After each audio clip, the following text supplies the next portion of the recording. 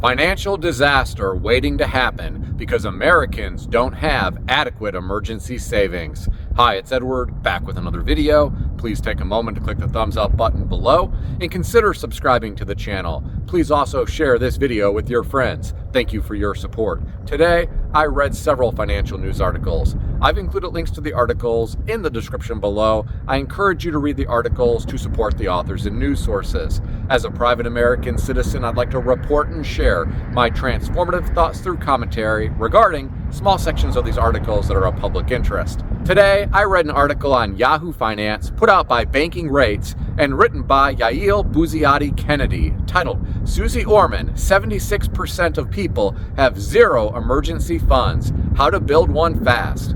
According to the author, a whopping 76% of Americans currently lack sufficient savings to cover even a single month's worth of expenses in case of an emergency, according to a report from emergency savings startup SecureSave, which was co-founded by personal finance expert and New York Times best-selling author Susie Orman. Well, my friends, I hate to hear about this. In the past decade and a half, we have been living during a period of cheap and easy money. In recent years, we have had low unemployment. This may not always be the case moving forward. In my opinion, people should be prepared for the worst in the event storm clouds start brewing. I want you all to think back to early 2020 when the health crisis was just getting started. Unemployment started to spike and the stock market started to crash until trillions of dollars were spent to prop up the stock market and checks started to be issued to Americans. What if the government had not intervened? Imagine if we had another crisis of some type and the government does not intervene to the extent that they did back in 2020. What will the 76% of people do who don't have enough emergency savings to cover even a single month's worth of expenses?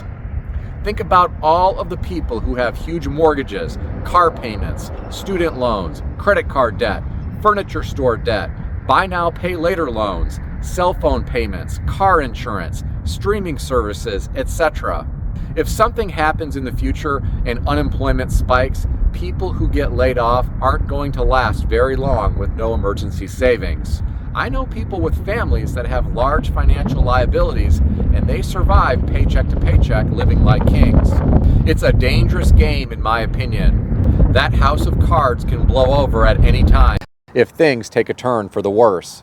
Getting back to the article, the author referenced a Lending Tree survey which revealed 27% of Americans say they're in debt due to a past emergency expense they couldn't cover. And among those who faced a financial emergency in the past 6 months, more than half, 55%, took on debt because of it, with 27% of them taking on more than $5,000 in debt. Well, my friends, these people were lucky they have access to credit that they can rely on during an emergency. These people don't understand they may not always have access to easy credit in the future. If our economy takes a turn for the worse at some point, some banks and credit card companies may try to limit risk. They may reduce credit limits or close credit accounts altogether. They may also become more selective regarding who they will extend credit to. Not everyone will be able to rely on debt to get by. For those of you who were adults during the 2008 Great Financial Crisis, you know what I'm talking about. Even credit-worthy people often had a hard time getting access to money from financial institutions back then. Some financial institutions didn't even want to do business with other financial institutions because they were so nervous. The author of this article indicates Susie Orman recommends people have enough money to cover 12 months worth of expenses in an emergency fund, up from her previous 8 months recommendation. Well, my friends, I have to agree with her. Now that you can earn over 5% on your savings, why not have 12 months worth of expenses in an emergency fund? If our economy enters into an ugly recession at some point and your entire industry starts to slow down and you get laid off, you might have a hard time finding another job. I would sleep a lot better at night knowing I have a safety net to rely on in the event something like that happens. Unfortunately, there are a lot of gamblers out there who just roll the dice every day and hope for the best. Many continue to live paycheck to paycheck and don't worry about what could happen. For those with families, I think this is incredibly irresponsible. I think parents need to create a safety net so that their children are provided for in the event something unexpected happens. Now, some people have wealthy parents or grandparents, and they can always call them up and get a big check anytime they need help. I know people who've been bailed out by their parents to the tune of hundreds of thousands of dollars in the past when their businesses started to struggle. Not everyone has wealthy parents to rely on. Some people are on their own in this world, and life will smack you in the face if you aren't being careful. I read some of the comments beneath this article, and I found some of them to be interesting. One commenter said, "Biden says we are in the best economy ever. Then why do 76% not have an emergency fund? Why is credit card debt at all-time highs? Why are car and home repossessions rising? Why are more people being denied loans? How many of you got an $8 an hour raise in the last 2 years? That is what you need just to break even with inflation." Another commenter said, "The people who are living paycheck to paycheck are not the ones who are looking for articles on how to build an emergency fund. But they do hear the constant ads of buy, or play the lottery or sports betting for a sure win." Well, my friends, this last commenter really resonated with me. It makes me think of an acquaintance of mine who was up to his eyeballs in debt and living paycheck to paycheck. Once I went to his house on the weekend, and he was on the phone with his bookie placing multiple bets on different games in hopes of winning big to deal with his debt situation. Whenever we went out to Chili's together, he would order the biggest steak on the menu, and he would often order an expensive appetizer, and he would order the Presidente Margarita with Patron. He had to make sure he was getting top-shelf alcohol for his margarita. Life got really tough for him when he lost his job unexpectedly. He asked if he could move into my house and rent a room off me. I ended up renting him a room. He didn't have a car anymore because he had been driving a very nice Cadillac CTS that the company had provided for him. Once he lost his job, he had to return the car to the company. His credit was so bad that he couldn't finance a car from a dealership.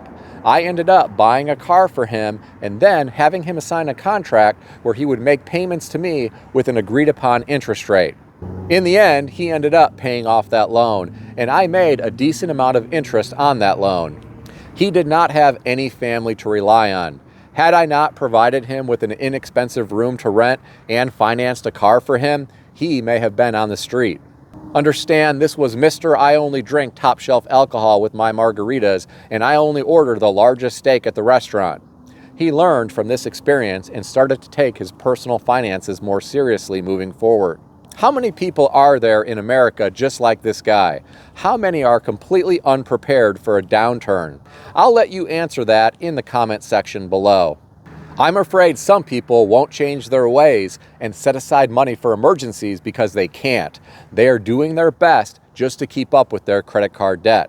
I read an article today on Yahoo Finance put out by Fox Business and written by E.J. Antoni titled, "Government Gets Fatter While Americans Rack Up Record High Credit Card Debt." According to the author, while the White House lectures on the strength of the economy, Americans are drowning in credit card debt, which hit a record high of $1.13 trillion by the end of last year. Well, my friends, this is scary given how much credit card companies are charging in interest these days. This is not going to be sustainable for some people. The author went on to say, with 60% of families living paycheck to paycheck, many people had to get second or even third jobs to make ends meet. While that increases payrolls and makes the monthly jobs numbers look great, it's actually a sign of impoverishment, not wealth. In my opinion, there is some truth to this. I know of people who have had to take on second jobs in the past couple of years. These are people my age who are struggling to cover their bills because their wages have not kept pace with inflation. It's truly sad to see someone working 9 to 5 and then going directly to a second job and getting home late each evening. What kind of life is that? It's probably not sustainable into old age. At some point, it could even get dangerous. I know a guy who fell asleep driving to work early in the morning because he was so tired. His car went off the road and he died in the crash. That's back when I was working at a factory decades ago. He was a really nice young guy. He was doing his best to make a living to support his family. It was truly tragic. If you know people who have taken on a second or third job to survive in the past couple of years, tell me about it in the comment section below.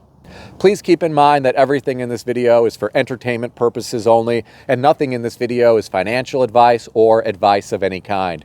If you need advice, seek advice from a qualified professional in good standing who puts your interests first and foremost. If you enjoyed this video, consider subscribing to the channel. Please also consider sharing this video with your friends. I want to extend a special thanks to everyone who has subscribed to this channel. I want to also thank all of my channel members. Check out some of the great books that I suggest you consider reading in the description below. I've included Amazon affiliate links to these books. As an Amazon associate, I earn from qualifying purchases.